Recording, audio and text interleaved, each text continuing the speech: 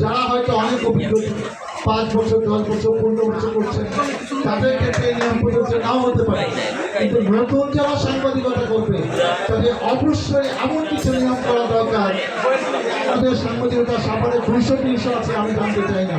আমি এনলিস্টের সাংবাদিক চাই যে সাভারে 71 জন সাংবাদিক আছে, 82 জন আছে, তাদের নাম ঠিকানা কোন পত্রিকার সাথে অ্যাটাচমেন্ট, কোন মিডিয়ার সাথে অ্যাটাচমেন্ট, সেটা আমরা সবাই জানবো। কিন্তু একজন এসে পরিচয় দিবে আমি সাংবাদিক, আমি ওই পত্রিকায় আছি, আদৌ আছে কিনা জানার কোনো সুযোগ নাই। এই জিনিস আর যেন না চলে, এটা আমরাও চাই রাষ্ট্রীয় কিছু নিয়মকরণ করতে। আর যারা এর পাশে আসেন তারা মনে রাখেন আগামী দিনটা সবার জন্য, রাজনীতিবিদ, সাংবাদিক, সব পেশার জন্য কিন্তু অনেক কঠিন হবে।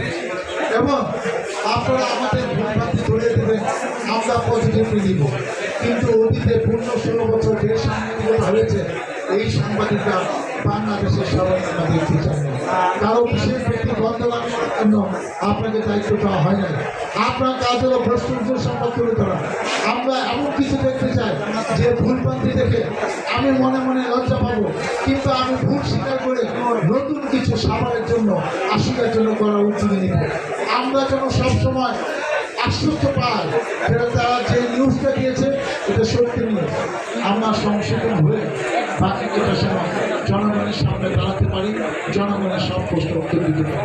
অতএব আসুন আমরা এমন কিছু দেশের জন্য, মানুষের জন্য চিন্তা করি যেগুলো মিলেমিশে। আমি একবারও ভাবতে চাই না রাজনীতিবিদদের প্রতিপক্ষ সাংবাদিক কিংবা সাংবাদিকদের প্রতিপক্ষ রাজনীতিবিদ। এই চর্চা যেন আর বাংলাদেশে আর সবার জন্য